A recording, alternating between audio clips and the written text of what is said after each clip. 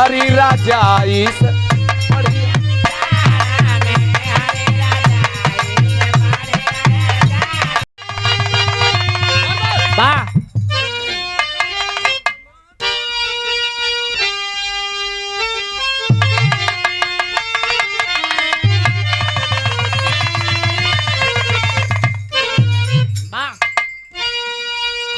सवरिया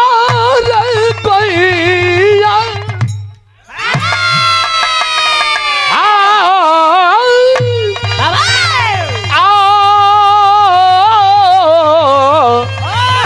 भोले बाबा हरे जोगिया हो मोर राम।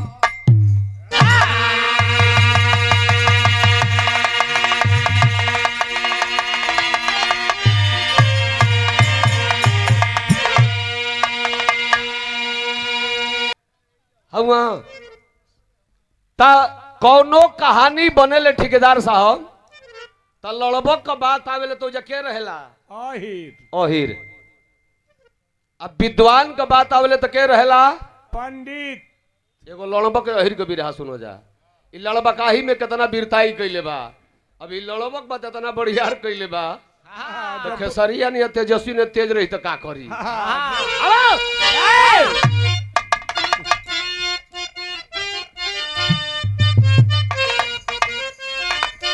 अरे मंदमाती बुद्धि वाला एगो चौपन चौधरी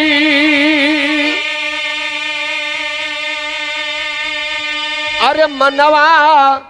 में कैले विचार हो अरे कई के तैयारी धैले पतरी डहरिया झुमत चलेलन ससुरार। अरे हो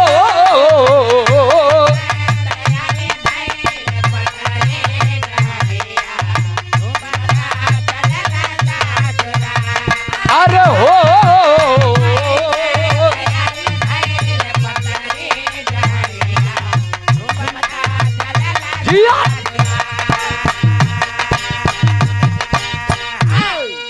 देखा जाए भैया यह जाड़ा का दिन बा। एगो गांव में एगो चौपन नाम का अही रहलन माने बूढ़ ना रहलन नया लड़का रहल शादी हो गई रहल खाली बियाह ना भइल है भाई गौना ना भई रहे। पहले गौना बियाह होके अब न गौन बियाह हो जाता। बियाह भइल बा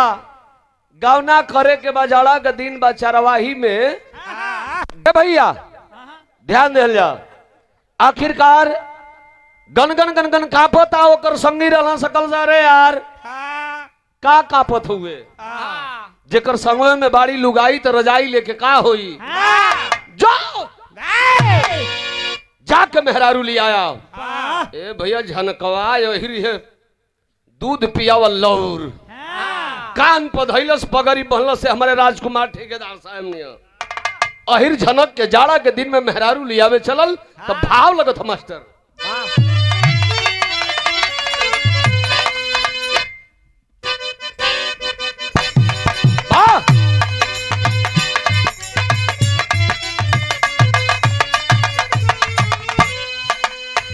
अरे ससुररिया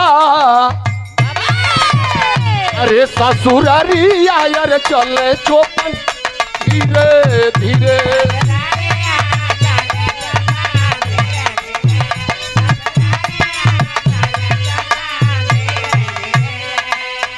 अरे ससुररिया चले चौपन धीरे धीरे तब पागारी चौपन धीरे धीरे बानत चौपन धीरे धीरे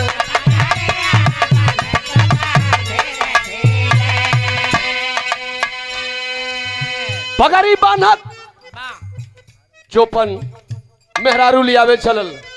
दिल में का सोचत चल हो चलब ससुरारी हाय हाय ओ चलब ससुरारी हमर मान करी धनिया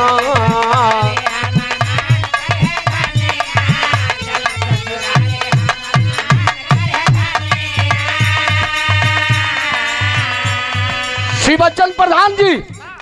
ससुरारी जाता ही है सोच के जाता ससुरारी में जाई सस जिमनी हम सरहजियो मानी सलियो मानी आ डहर धैले भाई है बंधा वाली सड़क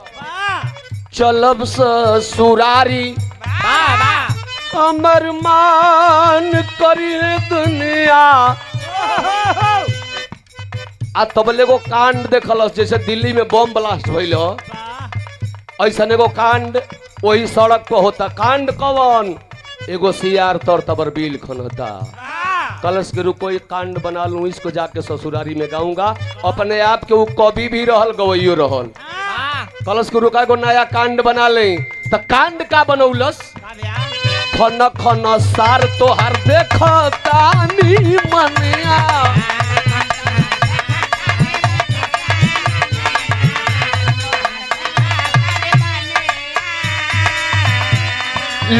ललकारिया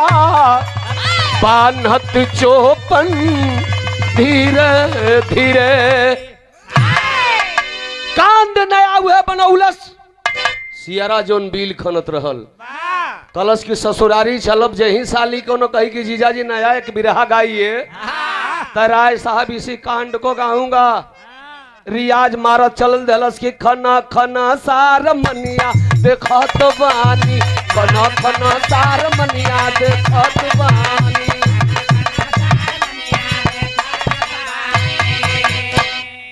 कांड रियाज करत ससुरारी पहुंचल चौपना के एगो साली रहल वो बिल्कुल खाली रहल कलश के जीजा जी हाई ले भेली फोर के लिए रुआ पानी पी ले अये जीजा कोनो नया गाना सुना दे कलश के लगलू हो जाए सुनाई न नया कांड सुनाई देखी जा बिरहा हम चाहते कि 10 मिनट में खत्म हो जाए आखिर साली हम अब तक 5 मिनट बचल बा 5 मिनट खत्म हो गई 3 मिनट में खत्म कर दी बहुत तेज गवैया आई हम चाहिए ना कि हमके केहू टोके टोकी ना तेज बैलन जन पहले हर जोता स तेज बैलन की आड़ी में खोदला फार लगा देखिए पीछा हम गुरुजी रे फार हम ही लगा देलती त खोदा लोग मत बिरहा बहुत बढ़ना है में आल्हा खड़िया दुमा पपट नहीं के तन की हास रस विवाह आ तन की पहलवान खती में 2 लाइन बीर रस बा अब बरियाई से रस को रम के वाला डालेला बिरहा में कि केहू दूसर ना डाला जैसे सुरेंद्र बेकल के दूसर ना गावेला तो हम चैलेंज करत तनी कि के दूसर केहू ना गावेला हमार जोन डालीला ओकर नाम हो कचरस हां पहले के कुल गई हम नौकी खाई ऐसे कि हमार बड़ भाई हम पहले से बिता देलो हम नौकी टीम में बितावत हई बहुत प्रणाम बा देखी जा साली गाना सुनावे कहलस ससुरारी में पानी उनी पी लेलस अब घड़ी में 9-10 बजे रात का बेला का समय बस साली जब चोनहरा के कलस की जीजा जी वो गाना गा दे देखो वो लड़ब के ओहिर की गाना में दम के तना ई पहले सुनो जानो वो गाना का गौलसी है क्लाइन थरोज बा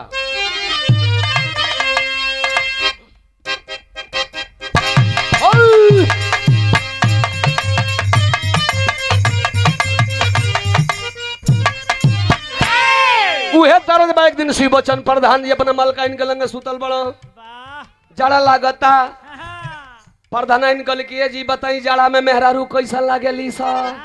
त शिव बच्चन प्रधान कहत न कि जाड़ा में मेहरी जाड़ा में मेहरी राजाई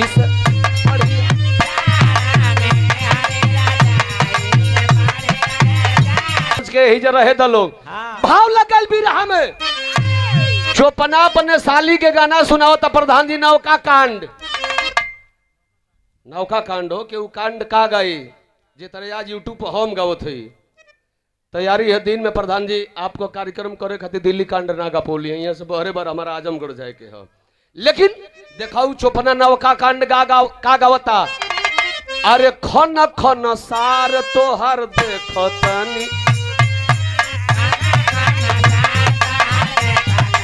मनिया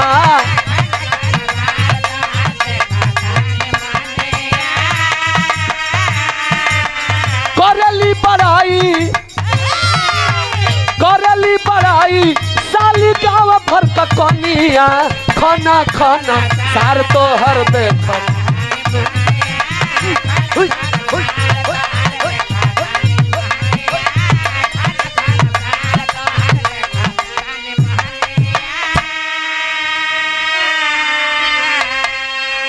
गाना इतना गौला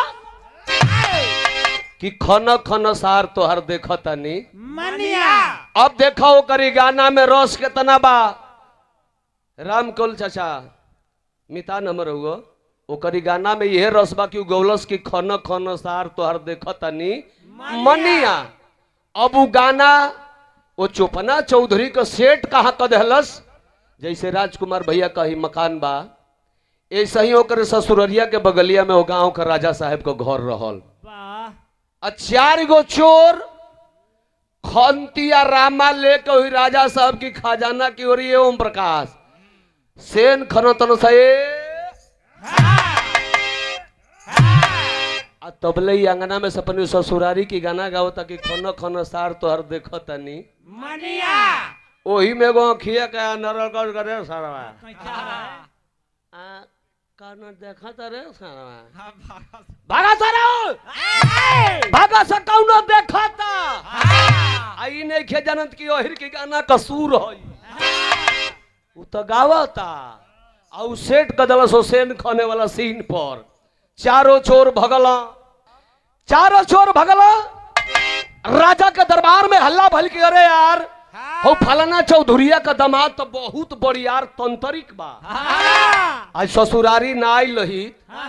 बतावा वो घरों में से गोला बोलता राजा साहब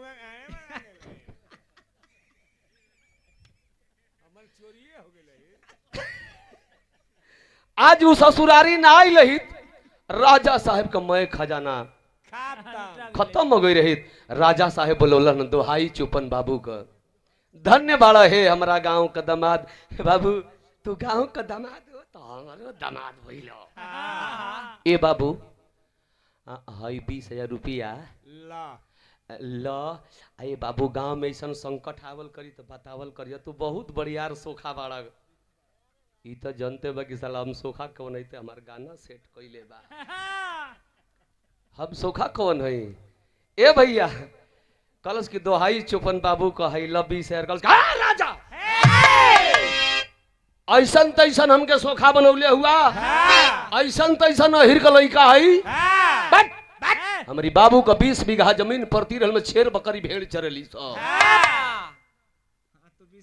हमार गुरु का कसम महेंद्र पाल गुरु का कसम हो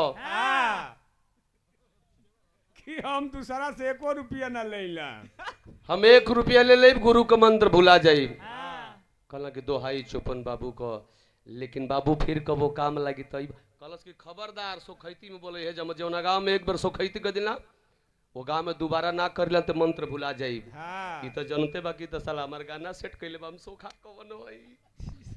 राजा साहब कहला कि बाबू का करे आइल बड़ कलश की बड़ी जारा लागत हमर मेहरारू स्वेटर पहिर घूमती जात नहीं खे राजा साहब कोनो उपाय लगा के विदाई करवा दी। राजा इलन ह चुपना के साथ से कहला कहो ए दामाद डहकता ना विदाई कर दुए पगली का रखल बड़ू जवान होइए गइल त खेदा है का खेदा आखिर राजा साहब विदाई करल ह त बिरहा में टेरी लग गई।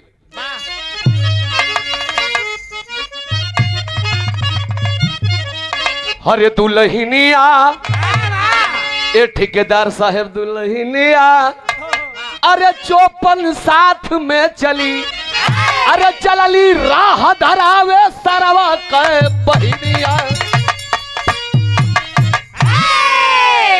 चलली राह धरावे सरवा का बहिनिया दुल्हनिया 54 साथ में चली लियाई के ही जाड़ा के दिन में चली आइल घरे ये ऊख पेरातिया केराई गदराली है अपन घपज के गुगदुरी गुगनी या रस कचरस घिंचता दम ढेकार ले करता छोटका आलूया वाला धीरे धीरे 6 महीना बीतल तल हई देखा घटना और राजा के दरबार में और राजा की मेहरारू कनौला खाहार भुला गई। राजा साहेब पूरा नगरी में ढिढोरा पिटवा देलन कि जो हार ला देगा आधा राजपाट लिख दूंगा, जो कहेगा मुंह मांगा इनाम दूंगा। अच्छा तो आज जो बताने आएगा नहीं बताएगा तो मेरी तलवार उसके सीने को आर पार कर जाएगी। अच्छा तनी मनी कोनो जनबो करो सा कि है फलनवा तनी लुचटा हो छोटे ललावा, चलो पकड़वा दे तो कह जाई बतावे जे करा जो कर मुंह तो आई के कहे जाई जब सार पेश के मुंह अइबे करिया तो बड़ बड़ हुआ के बात बजाय दे सो चुपचाप रहो सो। आखिर 10 दिन बीत गई, हार ना मिलल। हार ना मिलल तो राजा मंत्री से कहल कि मंत्री आखिर हार कैसे मिली। मंत्रिया कलश की साहेब जब ले चौपना हिरना आई न उहे आई तो गोला बोली। हां तोले कोनो गुंजाइश नहीं खे। जब ले आई ना तब ले तोरी मेहरारू का हार मिली ना तर्ज लगिल बाबू।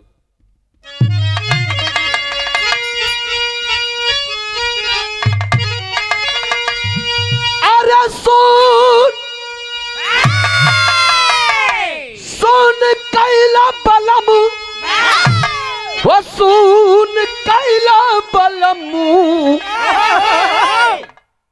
कचौड़ी गली सुन कैला बलमू मिर्जापुर का कैला गुलजार हो कचौड़ी गली सुन कैला बलमू।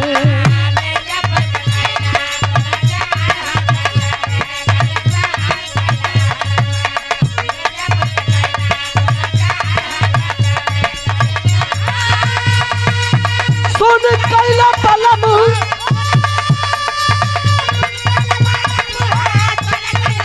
दिया दिया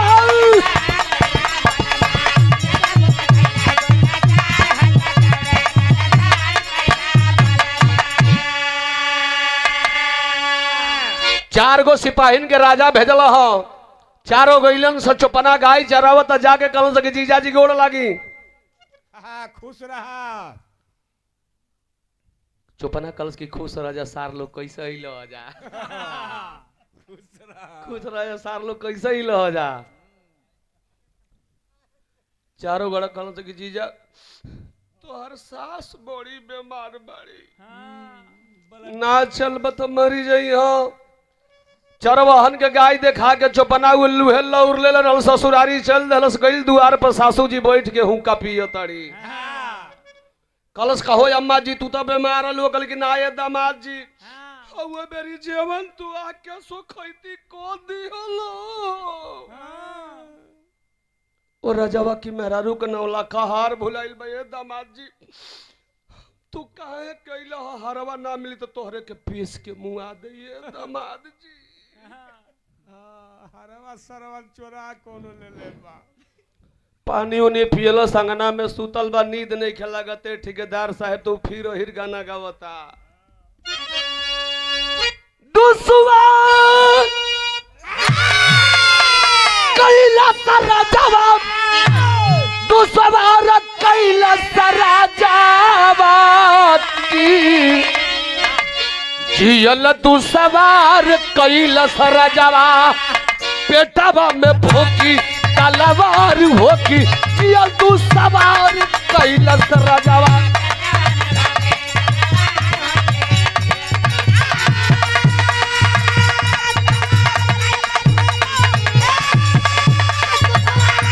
बहादुर दम रहे पेटावा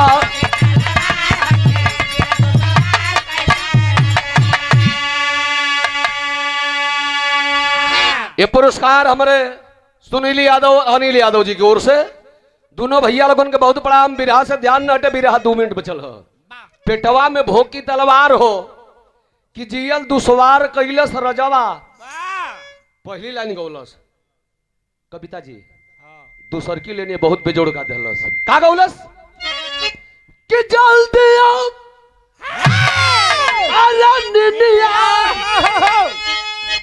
नहीं तमुआ दई राजावा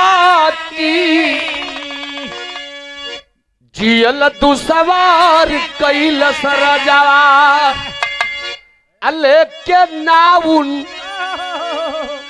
आइल तो बले हार हो कि जियल तू सवार कैलो सर राजावा।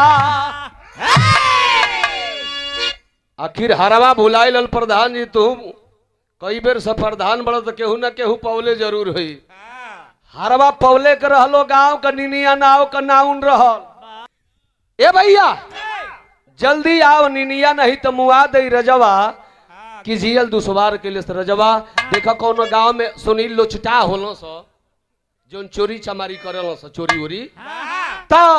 उ जौन हरवा चोरवले रहल जौन पौले रहल उ के रहल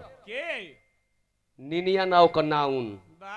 आई जैसे नौका कांड गौलस की जल्दी आओ निनिया और सजग भी है जनते भी है कि गोला बोले वाला सोखा आइल बा। उ गलिये में खड़ा बे जही लैनिया गौलस की जल्दी आओ निनिया 120 की स्पीड में चलल आ जाके अंगना में कहते जीजा जी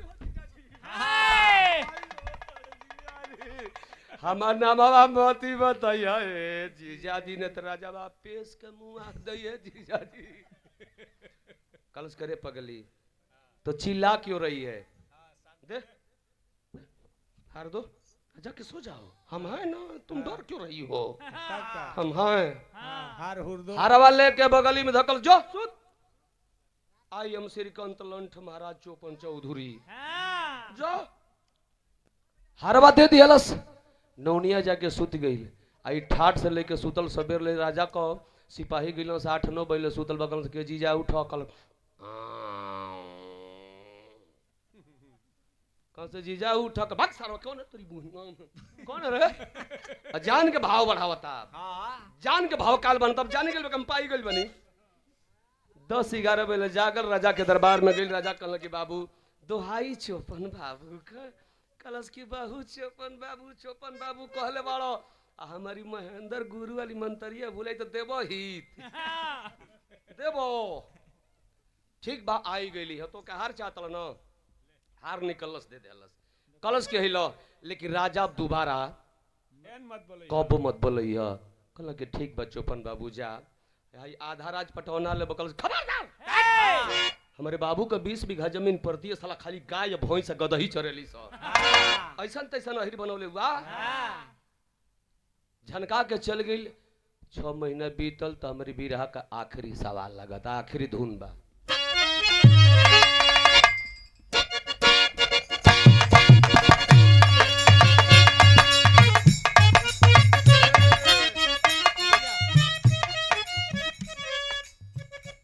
छह महीना बीतल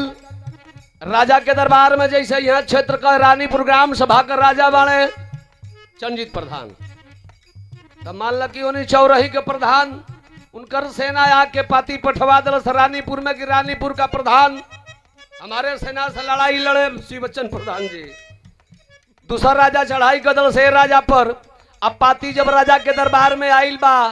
अब राजा देखल कल के रे यार टीम टाँठ बा अब मान लो चंजीत प्रधान सोचते हैं कि यार कैसे लड़ाई लड़ेंगे शिव बच्चन के साथ तो राजकुमार ठेकेदार हैं बड़े बड़े लोग हैं हम अकेला है कैसे लड़ेंगे मैंने उहे बात हुई जा पाती जब आइल राजा साहब मंत्री से कल कि मंत्री हम लड़ाई कैसे जीतेंगे मंत्रिया कल कि साहेब जब ले चौपना हिरना आई तब ले लड़ाई ना जीत पावल जाई आखिर फिर 4 गो सिपहिया भेजल गई सो तो चारों जब गई सा गाय चराओ तो कल तक जीजा जी नमस्कार कल की खुश रहे स्थान लोग पीछे देखा है खोदलस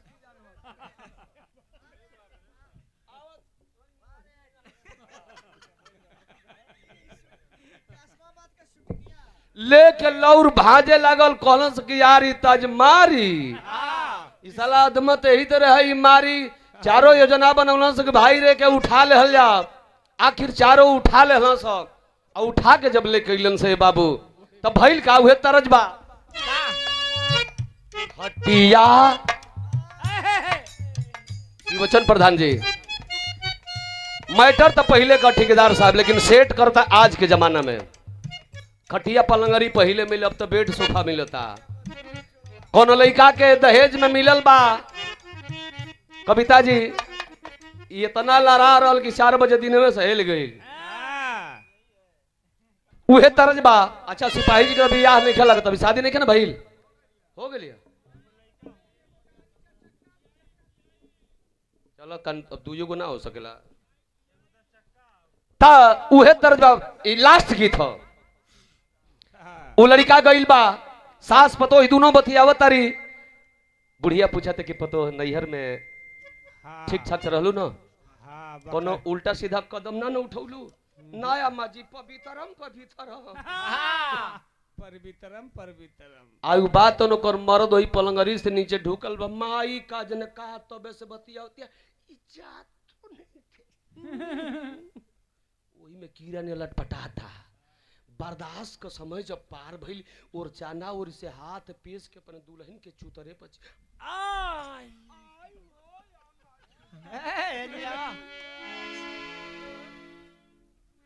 आमा जी कोनो हल गईल बुढ़िया गल्स की बेटी हम समझ गई कौन हेल गईल तो पतोहिया सास जी से कहती हमारे विरह का आखिरी तर्जबा अरे खटिया खटिया के नीचे बैठल चूरू बारे धुन आजकल तो आवत से ठेकेदार साहब है से बादल है बुता गई लेकिन धुन आजो गौला पर यह बुझाई कि गुरही जिलेबी छान के टटके कराही में सब बाहर निकाल जाती हो। अरे खटिया के नीचे बैठल चोरावा सासु तनी करना या जोरवा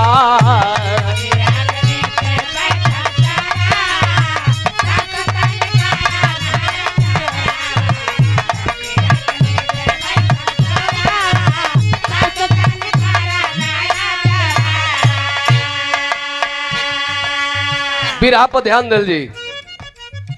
राजा तौले कैले बा चढ़ैया राजा तौले कैले बा चढ़ैया चौपन बिना तब ना लड़ैया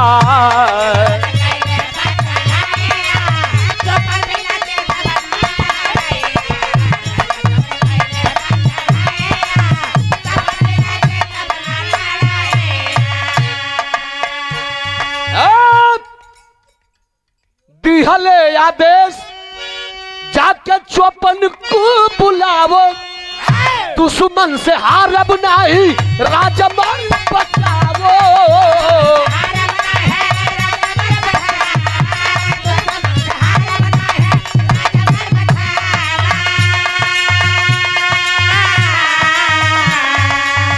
नौकर टांग के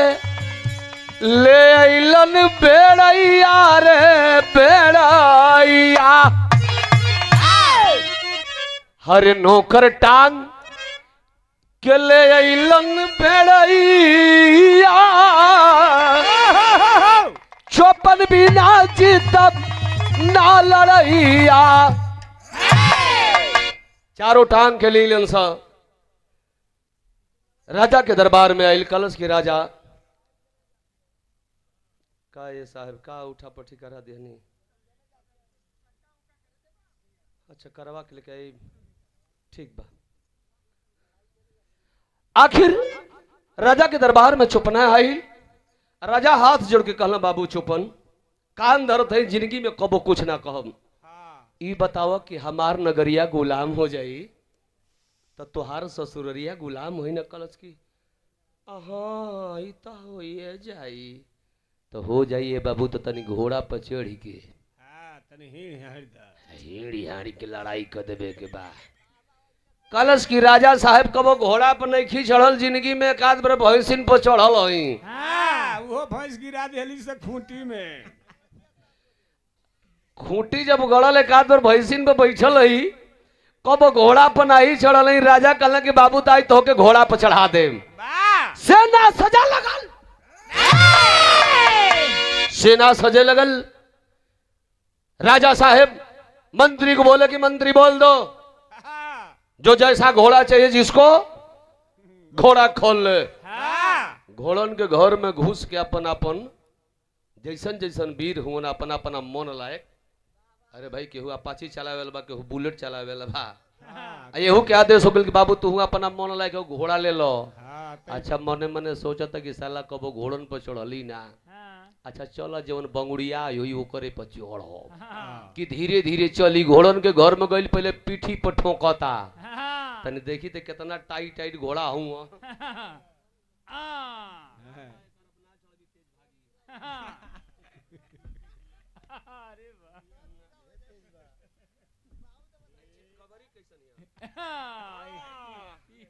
वही में लंगड़िया घोड़ी रहल,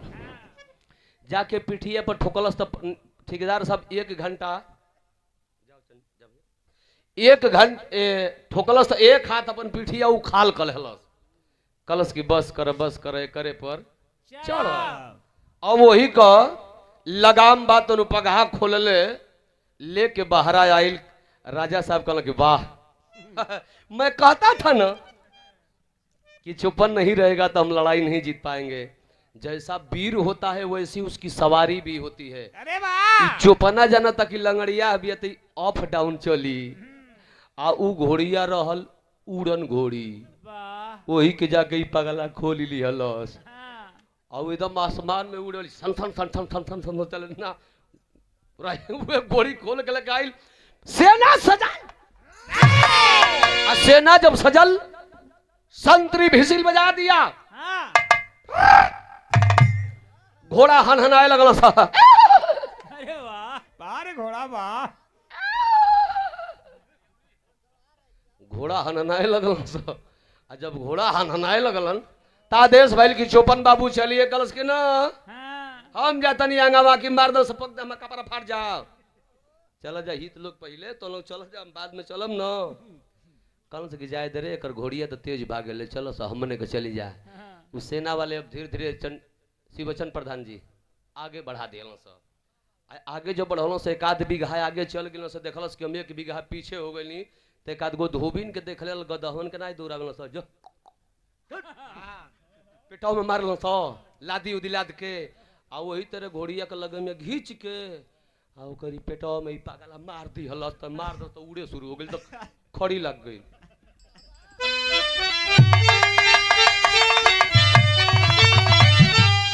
अरे लंगड़ी अरे घोड़ी पर पहले सवार चौपन चकमा में, अरे डांट धारा हाथों में तलवार चौपन चकमा में।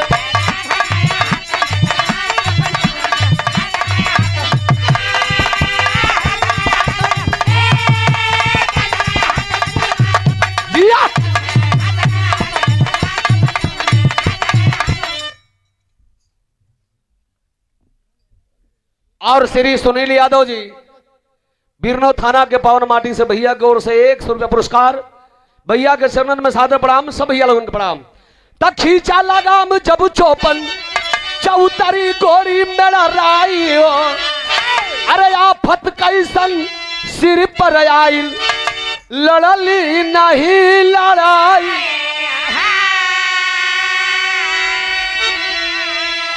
अरे डर के मारे रोवे पूका फार चौपन चकमा में, अरे डांट धाराया हाथों में तलवार चौपन चकमा में।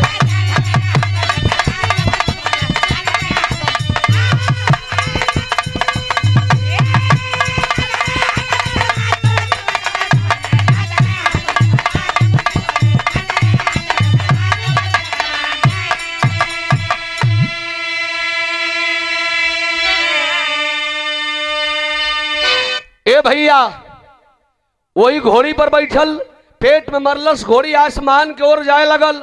अब तो करी हाथ में तलवार छूट गई, दोनों हाथ लगाम धके छूट गई। धके घींचले बा घोड़ी के दोनों ओर से सीकड़ से गलफरी फाटी गई। हरा हरा हरा हरा खून हटा के चौंपले बगी उड़त जाते जाने के घींचला पर घोड़ा पर बैठी हलो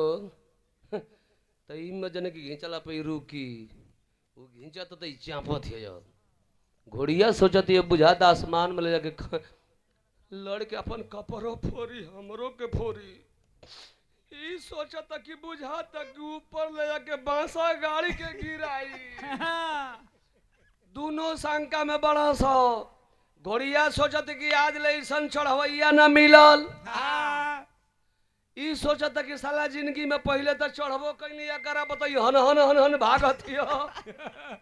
तनको रुकत नहीं खे। आखिर घोड़ी बड़ियाई से मुड़ी नीचे कैलस आ नीचे कैलस हो भैया आ नीचे की ओर से भाई केहू तरह घोड़ी पर से कूद काद के अपन जान बचौलस भागल चुपना राजा का राज्य बचा देलस। आखिर बिरहा सोने वाला भैया लोग तो अब एगो खेसरिया पलर के केहू का करी परसों विजय तो तय है उसकी।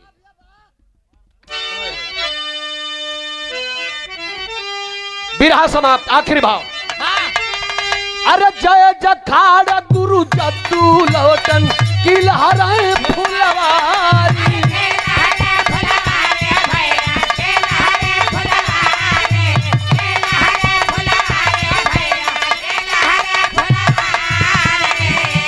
कथन करे गुरु महेंद्र पाल जी श्री नारायण कुड़कारी।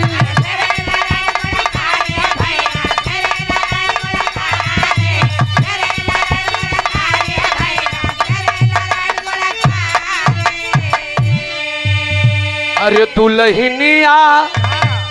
चौपन साथ में चली यादव राम केवल के दही ने बसल भवनिया। दुल्हनिया चौपन साथ में